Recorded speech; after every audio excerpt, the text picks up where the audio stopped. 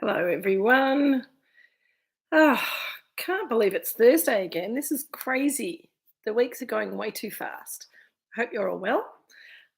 We're without Craig and family tonight because Craig's doing an, or maybe the rest of the family are joining us, and Craig's just off doing his own Moorooduc tasting with work. Anyway, hello, Sarah. How you going? Hello, Trix. Hello, Kay. Glad to see there's a few people out there still. It is, I think, starting to get a bit busy for everyone. But anyway, we shall continue on. We've got 3 more weeks to go, this week included, and then it's nearly Christmas. It's the 1st of December, so I can officially start talking about Christmas. Hello, Peter and Karen. Hello, Jack, Zach, and Toby. Excuse me. I've still got the sneezes. Yummy sushi, fantastic. Connie and John, hurrah, hello. Good to have you back. I'm not sure if I haven't done what I'm supposed to do with my internet connection, so hopefully the Wi-Fi works. I thought I was so organised. Hello, Paul and Ross. How you going? Good to see you. Hello, Penny. Lovely to see you. Isn't the sunshine gorgeous? And it's going to be a warm weekend, so very excited about that. Good weather for drinking pink wine, I say. So let's get into it. I've got to show you my charcuterie platter first of all, because I've managed to rustle up something to nibble with my wine. It's pathetic though. It's 3 slices of salami. I think it'll do the job. And Polly's been sitting underneath me barking at me. So hello, Daryl and Sue. How you going? I think do you know what? I really reckon there's something about this seat that is making me hay fevery, because as soon as I sat down here, I started getting sniffy again. Just wait 1 minute. Pour your wine. I'll be 2 secs.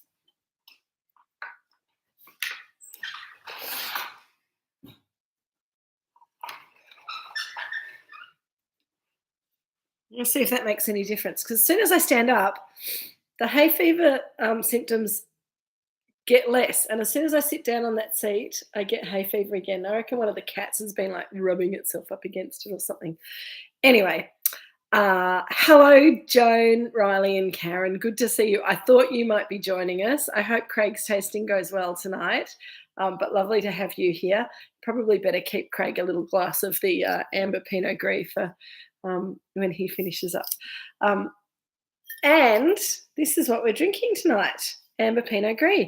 Isn't it a beautiful colour? I thought I'd wear my oranges and reds shirt to go with the wine tonight. Amber Pinot Gris from Port Phillip Estate. It's a very similar colour to the Moorooduc Estate Pinot Gris on skins. It's slightly paler and slightly more orange. Oh no, Shell. COVID got you finally. Sweet, sour, spicy, salty. Oh dear. I'm sorry to hear that. Well, save your wine for when you can taste again, or because this wine, actually, we officially bought the last 4 dozen to furnish your boxes. So I can tell you with no uncertainty that there's no more of the 2021 Amber available at Port Phillip Estate. Coffee is just revolting with COVID, I find. Shell, and save the wine. Have a gin and tonic or something, just a little bit of alcohol to kind of, make you feel festive, but something that it doesn't matter if you can taste it or not. Hello, Robin Dead and Zoe and Magnus. Hello, how are you? Comparing it to the Moorooduc Estate Pinot Gris on skins, good work. Alice and Andrew, hello. And Shanae, hello. Lovely to see you. Hello, Sonia. Ready to be surprised, indeed. And hello, Jeff and Sue. Good to see you. All right, let's get this open. You'll notice that Port Phillip Estate has taken a leaf out of our book with the clear bottle and the white top. It's probably not very unique, but the packaging looks very similar to ours, which I think is nice. Look at that colour, isn't that gorgeous? Mine is at room temperature. If you pulled yours out of the fridge, if you forgot to get it out or were too busy, oh, Jackie, good question. I'll address that in a moment. If it's a little cold, you might want to warm it up because it is very aromatic, Cotty. That's right. And I think if it's too cold, you lose some of those aromas. I really like this wine. I think, that I've got a little bit of a taste for these skinsy Pinot Gris, and I had this wine served to me blind at a wine tasting a few months ago, and it was I think I might have marked it slightly higher than my own wine. I may have possibly thought this was our wine, but anyway, I wrote a raving note about it, and I had to buy some to retaste it to make sure that I agreed with myself. And I do. I think it's lovely. So I hope you enjoy it too. So, Jackie, it is slightly cloudy, which suggests to me that it might be unfiltered. Let me have a look. Yes, it's been bottled without fining or filtration, according to the tasting notes. You've got my sexy cough still. One of these days it'll go and you'll be like, where's that cough gone, Kate? We got so used to it. So that little bit of cloudiness, that is actually exactly how a Pinot Noir would look if it was a little bit less dense in colour, that slight cloudiness. And that doesn't bother me too much, just a little bit of haze. On the nose, it's a bit less floral and a little bit less lifted than I remember the Moorooduc Pinot Gris on skins being. And I think, actually, Rob and Deb, that was a brilliant idea, doing the compare and contrast in the glass. So please feel free to let us know what you think about the compare and contrast. But from memory, the Moorooduc wine has got a little bit more lifted floral notes, sort of rose petal, and some pink ginger. This wine for me smells more like Angostura bitters a little bit. It's got that sort of tangy character to it. It is floral, but it's more like, what does it smell like? It smells a bit like honeysuckle or something like that. Maybe a little bit of violet. There's something quite exotic in there, but I can't quite get it. Almost an Aperol smell. Yes, I agree, Kay. And it's funny, isn't it, that all of these things that we're talking about are similar colours to this wine. So you kind of think, if I close my eyes and didn't look at the colour, would it remind me of things that are the same colour? Would it smell like things that are the same colour? You know what I'm trying to say. I'm having trouble with sentences at this stage of the day today. But it does have a slight orange rind note to it. The official note on the website talks about a bit of sort of fresh orange zest, which I see there, some red berry and a bit of guava, which I'm not very good with guava. I don't eat guava often enough to be able to say, oh, hello, Di, it's lovely to see you. You haven't missed much. We're just sort of trying to tease out the nose of this wine because it's quite elusive. I think it's also got, there's a little bit of peachiness on the nose, as well as that very ripe pear, almost like pear that's been cooked in wine and spice. It's got that kind of sweetness.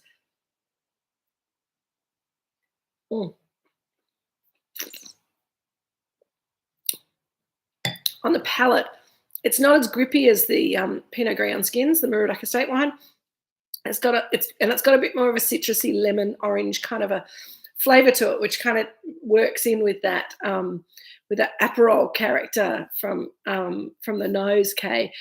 I think this wine has spent 12 days on skins, whereas the Pinot Gris on skins spent 19 or 20 days, so a little bit longer. And I think we probably work the skins in the wine a little bit harder.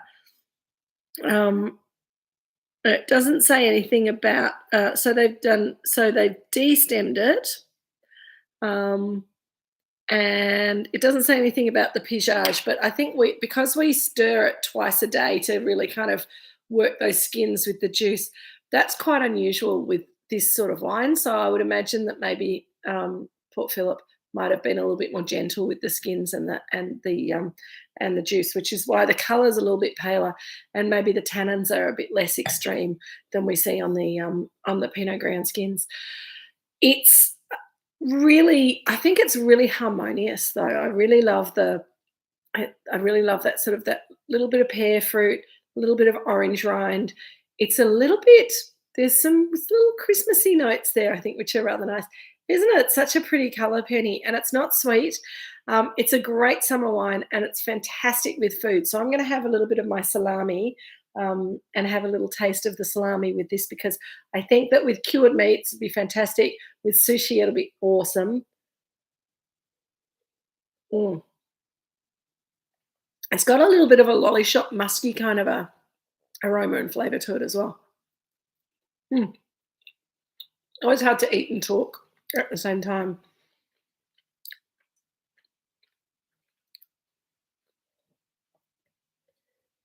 Mm. Peter and Karen, um, you had yours too cold and you were disappointed. I totally understand these wines. I think this is the problem with these Pinot Gris on skins, particularly when we put them in the clear bottle because they look like rosé and people go, rosé, we need to make it cold. And we also forget how cold our fridges are. You know, you stick them in the fridge and you forget about it and it's down at like 2 degrees and you think, well, why is my wine too cold? Because we're using a fridge that's at the temperature that it needs to be to keep food safe, not the ideal temperature for keeping wine at the right temperature. So if it is too cold, if it's not showing much, if it's colder than sort of 12 to 14 degrees, it should just kind of feel slightly cooler. When you touch the bottle, it should just feel slightly cooler to the hand, not cold, not fridge cold. Get it warm. Use your hands to warm it up with on the bowl of the glass and get it up in temperature because that strawberry cherry fruit, I think, is really lovely and comes out almost at room temperature. Kay is saying it's fabulous with the sushi, not too sweet, really complements salmon. Yeah, salmon sushi would be amazing, absolutely delicious. Okay, so Rob and Deb are saying the red origami duck is drier, more tannin, more savoury, more pear than citrus in the red origami duck. Okay, cool. I reckon the Moorooduc wine has got a sort of a plum skin, salted plum character to it that I don't see in this wine at all. This one's much more of the citrus fruits. There's some really nice florals coming off. Citrus fruits and red fruit coming off this wine. And you can see, hello, Jeff, you're waiting for yours to warm up too. Yeah, good. Yeah, it's so easy to get it too cold, but luckily it's quite a warm day today and our hands are probably quite warm so we can use them to warm them up and make everything nice and toasty. So what else can I tell you about this wine? So this is the very first amber Pinot Gris that Port Phillip has made. As I said, I tasted it at the Young Gun of Wines tasting about 6 months ago, up against a whole lot of other Pinot Gris, white ones and pink ones. And it was possibly my favourite wine of the tasting. So it got up. The way they run those tastings, that they have a panel of judges tasting all the wines. The wines all get tasted blind, and we have to nominate our 6 favourite wines. Now, the Pinot Gris on skins was in the tasting from Moorooduc, but if I happened to vote for that wine as one of my favourites, I had to put up 8 favourite wines so that they could get rid of my wines if I happened to judge my wines as my top wines. It's amazing how rarely a winemaker picks their own wine in those tastings, though, because you get really turned around by tasting a whole lot of different flavours. And if you spend too much time trying to pick your wine, you're not actually just kind of looking at what's in the glass and trying to analyse the overall quality of the wine. So I'm not too embarrassed or upset if I did pick this wine over my wine. There are a couple of skinsy Pinot Gris that I put right up there. And I just think this is really super. It is, Jackie, absolutely a lovely wine to welcome the first day of summer. And I'd love to say that I did that on purpose, but it was coincidental. But it's a beautiful sunshiny wine. And great. I can imagine it'd be lovely with your charcuterie cheese and your dumplings. Lots of fun, and it can cope with a bit of chili. So my salami's got black peppercorns through it, and that spiciness of the black pepper is really nice with the wine. And I think if you're having dumplings, a little bit of chili paste, if that's to your taste, would be really lovely. And I don't think it would fight with the wine too much, because the wine's got a softness and roundness that Pinot Gris brings it. And it's got a little bit of structure to it that fermenting on the skins does. Jeff and Sue are having prawns and garlic aioli. Excellent. Sounds lovely. Hello, Jeremy. Jeremy is take this question on notice. Is this from fruit from up the hill or down the hill? Gosh, we have played with that. I think it looks like the middle of the hill. No, hang on. Let me think about that, Jeremy. That's a really tricky question to answer. Let me see if the label gives me anything. So,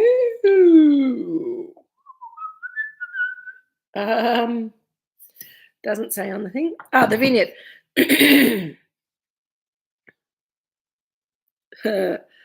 Our pilot wine, this is what they tell us about the vineyard. I don't think it's very helpful. Our pilot wine brings to bottle the experimentation and play of the winemaking team. Experimentation is an essential element of our winemaking philosophy. It says it doesn't say which vineyard it comes from. But to me, it's got, I actually think, Jeremy, it's got that acid line that makes me think it's possibly from up the hill, further south, cooler climate.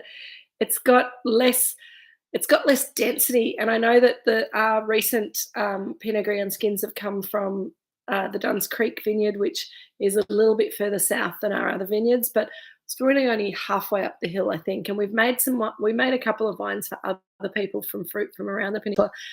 It's got a bit more tanginess to it, and it's got a little bit more lightness and red fruitedness to it that makes me think possibly we're up the hill here. Cotty is finding, oh, nice. The strawberry flavour really accentuated after eating some Xave like chorizo a bit better. That sounds delicious. Paprika infused fatty sausage sounds lovely. Jeff's having rockling with crispy ginger. Nice. Who started the Pinot Gris on skins first? Well, Alison, that's a very easy answer. That's a very easy question to answer. Answer the question. We've been doing it since 2015, and 2021 was their first one. So we've been doing it for a lot longer than Port Phillip has.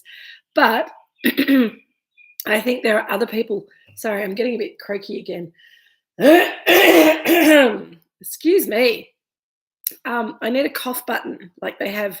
I think I said that last week as well, like they have on the radio. One of these days I won't get croaky again, and I'll be, so clear, no coughs, no croaks. It'll be nice. So there's a lot of people who are playing around with the skinsy Pinot Gris down here on the peninsula now. I think Kate's saying it's working with the wasabi, but not so great with soy sauce. That's interesting. I think our wine works maybe better with the savouriness of soy. Alison and Andrew, that's very sweet of you to say that you like the Moorooduc much more. I like them both for different reasons, but, we've all got a soft spot. We've all got a cellar palate for Moorooduc wines now, which is good and bad at the same time. The other thing that I have to tell you is that this is sold out at Port Phillip Estate, and our 2021 Pinot Gris on skins is almost sold out here. So if you do like the Moorooduc Estate Pinot Gris on skins and you've drunk most of your stash and you are hoping to get a little bit more, don't leave it too late. Jump on and grab a bit more before it sells out. So yeah, that's just a little warning for you, because we've just bottled the 2022. We think it'll probably take about a month or 6 weeks to sort of at least get over the bottle shock. And I think while we probably will release it early next year, I think it'll probably be drinking better in about 6 months' time. We will have a look. Hello, Emily. Lovely to see you. Have you got Kevin with you, or are you on your own? Good to see you. We're just musing about Pinot Gris on skins generally.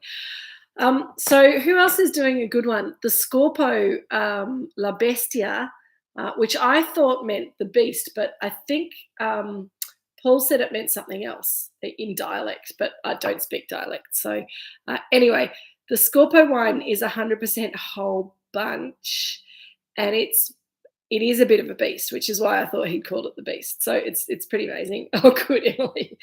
Okay, yes, I think ginger and wasabi and this wine would be absolutely awesome with a bit of raw salmon. Yum, delicious. And there's some savoury notes coming through now. Just maybe just talking about ginger and wasabi is making me think of gingery notes on the nose that are coming up now, which is really nice. Of course, our friend Barney Flanders makes a Pinot Gris on skins, as well as his Stagiaire. I think it's the Stagiaire Gewürztraminer. It's his Gewürztraminer anyway that has extended time on skins that we tasted. It was 2 years ago now, I think. We might have to do another one of Barney's wines next year, maybe one of his more mainstream ones. But this skinsy style of white wine is becoming.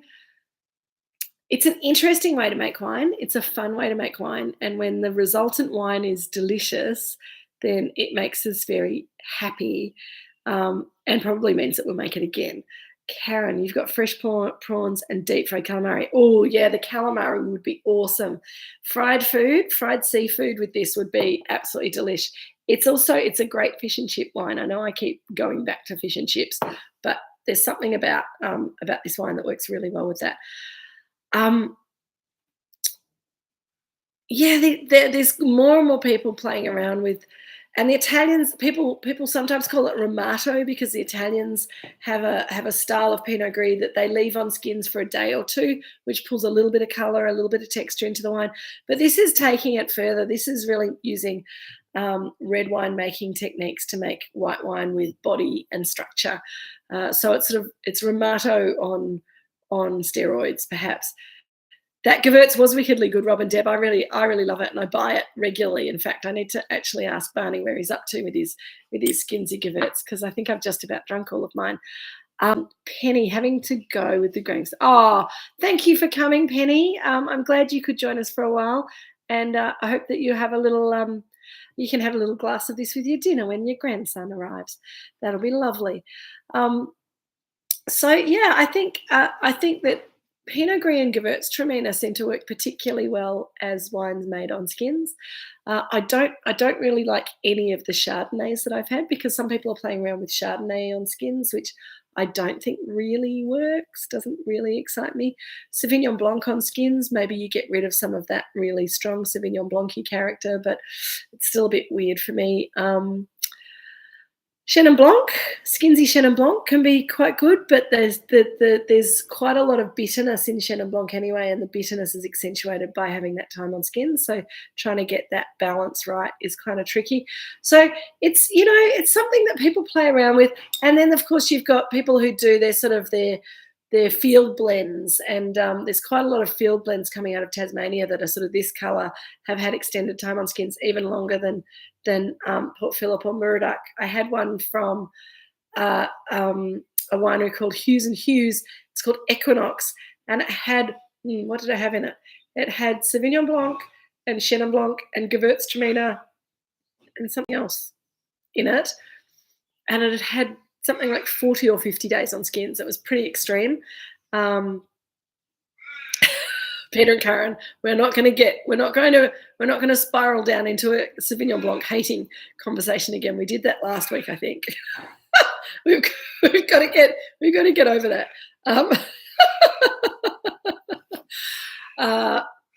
But yes, I think that it's all right. It's okay. You can say whatever you like in the chat. I'm just not going to engage with it sometimes. I do think this is, and the other thing about this style of wine is you have to have really good quality fruit to make a wine. Don't be ashamed. We'll just move on. Just move back to the delightfulness of Pinot Gris.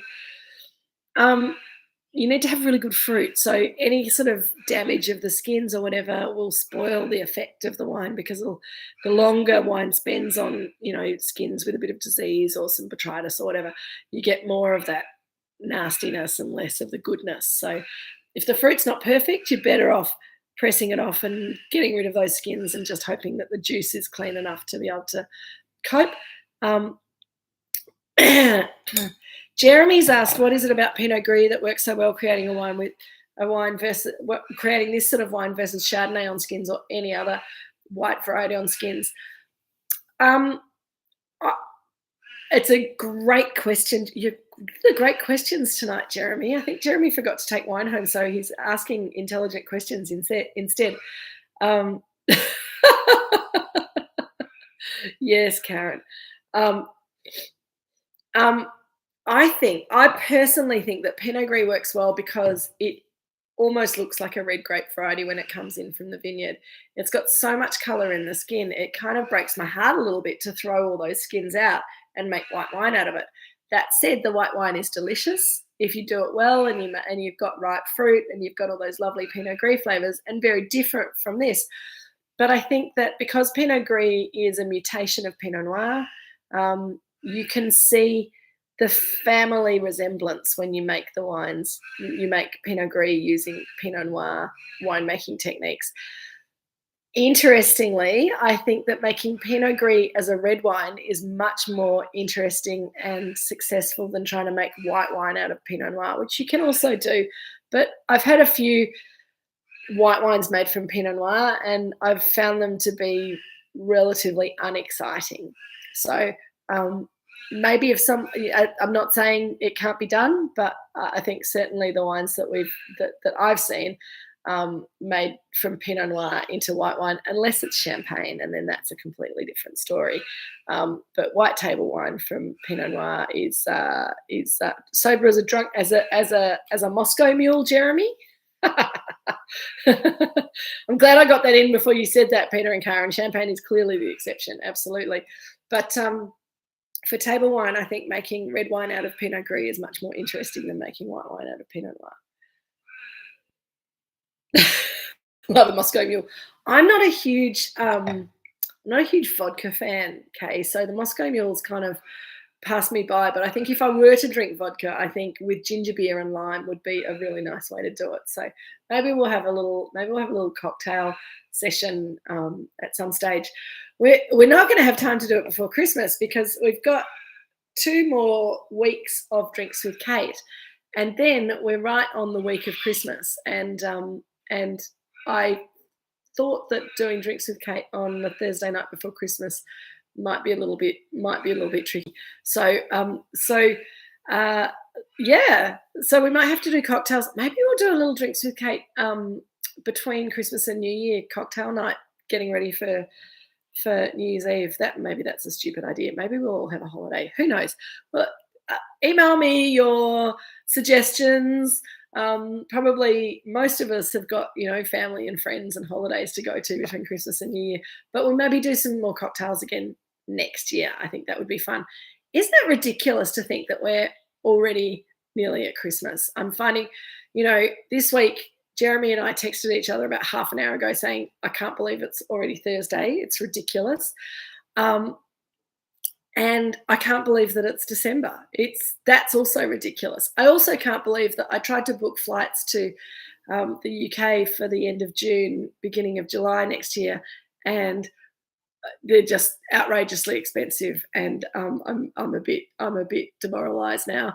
I have found a good flight. I found a good price, but I kind of wanted to run it past the powers that be here. And within half an hour of kind of checking with them, and everyone agreeing it was a good idea, that cheap flight had gone up by like $3,000. So if you are planning to travel next year, book your flights early. That's all I can say. It is completely stupid. It's December. Jeff and Sue are telling me to have a holiday. I think that's probably a good idea. I'll rest my voice and see if I can get rid of my cough. That'd be good. Come back to Drinks with Kate next year. Hey, are we doing Drinks with Kate next year? Are you going to come back next year if we do it next year, or are we bored now? Have we done everything that we need to do and it's all over and finished? What do you reckon, guys?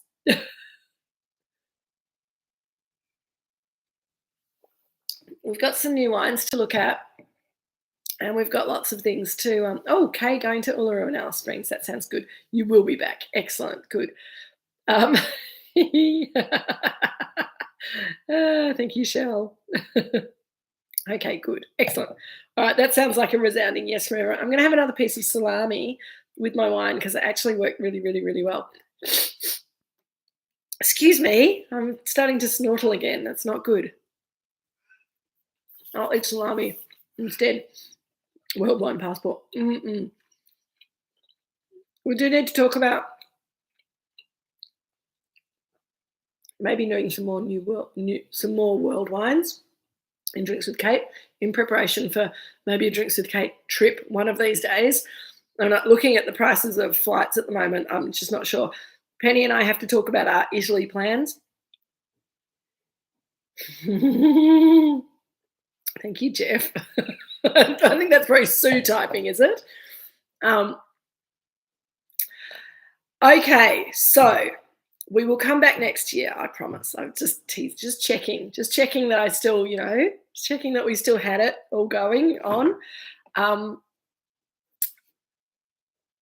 Next week is very exciting. We're going to be drinking the McIntyre Chardonnay 2020. Emily will be in Thailand for the next 2 weeks, but we'll be back and ready to go in January. Excellent, Emily. Well, next week we've got the Chardonnay, and then the following week we've got our special Christmas. Thank you, Alison and Andrew.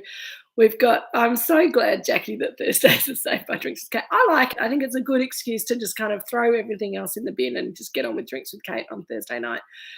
It makes up for any rubbish that's gone on earlier in the week or earlier in the day. So yes, Drinks with Kate again next year.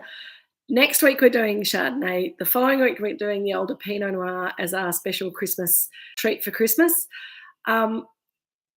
I know there's quite a few of you who are going away and who aren't going to be around. And we've already lost a couple tonight, but that's okay. We will soldier on and we'll continue drinking with Kate again next year. So, guys, okay, Jeremy. Jeremy's answering his own question because I didn't answer it properly. Jeremy's saying, so Pinot Noir is genetically so close to Pinot Gris that until Veraison, there's not much difference. Genetics linked to colour influence the change, but they're very close to each other as Pinots. Yeah. Thank you, Jeremy. So, yeah, they're very similar grape varieties, and that's why I think we get that loveliness from making it as a red wine. Thursdays are a great lead into the weekend. A weekend should start early, and oh gosh, we've got the girls' site again. I should feel maybe some sort of level of I don't know, some sort of level of gratefulness that, someone thinks it's a good idea to spam us, but I'm not sure. Does anyone know if I just ignore them and don't delete them while we're at it, will they just keep coming? Because they seem to keep coming until I start removing them and then they go away again. Anyway, if anyone knows, email me. I should Google it. Thanks, Jeff. That happened last week as well. So they're onto us. They're targeting us. Okay, Rob and Deb, both wines are gorgeous. The Port Phillip is a brighter, more approachable drinking style. The Moorooduc Estate's more substantial, stronger aroma, more driven style. Probably needing food a little bit more, or needing to think about that. Paul and Roz, I think the girls would like the amber, but anyway. Sonia, hello. You don't get any length. Look, I think this wine's quite fresh and forward. Oh, my glass is empty. On the finish, it's quite narrow. I get some length, and I didn't do a tasting note for it properly, guys. I'm sorry. So on the palate, it's got this kind of lovely forward sort of citrusy strawberry fruit, and then the strawberry disappears and the citrus, and it's almost like eating a slice of orange or a slice of lemon out of a drink. And I might be the only person in the world who does that, but I often, when I've had a gin and tonic and the lemon's nice and ripe, that slice of lemon in there, I eat the whole thing because I think it doesn't taste as bitter after you've had a gin and tonic because of the bitterness of the tonic. And if you eat a whole slice of lemon or orange, then you get the sweetness and the bitterness that's in the skin, because the skin actually holds quite a lot of sugar as well as the flesh. So on the finish, the length of this wine is very, it kind of goes like a tadpole. So it's got a big head and it's got a little narrow tail that goes out. So the length is there, Sonia, but it's very subtle. It's just kind of a slightly lemony character, and it does fade away a little bit. So I hope that helps. I think most of my WSET students have gone on holiday, but just for a proper taste. It's too late to do a tasting right now. It's half an hour into the tasting. But I hope that those of you who like to do WSET style tasting notes have got that written down nicely with your systematic approach to tasting. Thank you very much for the report back, Rob and Deb, on the 2 wines. I might have to go and open a bottle of Pinot Gris on skins now to see how it's going. Hot sweet potato chips and sriracha sounds awesome, Nareem. Sounds yummy. So anyway, I think I'm going to leave it there because I can feel a little sneeze coming on again, and nobody needs that. I'm going to say cheers to you all and suggest that next week with the Chardonnay we use a Pinot glass again. And again, don't get it too cold. It can be a little bit warmer than this Pinot Gris wants to be because it's Chardonnay, but the 2020 Chardonnay is really tight. It's really fine, and it takes quite a long time to open up. So you may want to bring a decanter and just decant it just before you put it in the glass to start drinking it. We'll do that together next week. I shall rack my brains for some new and exciting food matches to go with the Chardonnay. It probably won't be that new or exciting, but I'll think about what I think is going to be the best. I'll send you an email on Monday. Until then, have a fabulous weekend, everyone. Enjoy the rest of your Pinot Gris on skins. It's been awesome. Good, Jeff. It's always tricky getting the temperature right. Thank you very much, everyone. See you later, Cotty. See you, everyone. Take care and have a lovely weekend. Cheers. I hope you're feeling better soon, Shell and Drew. Take care, and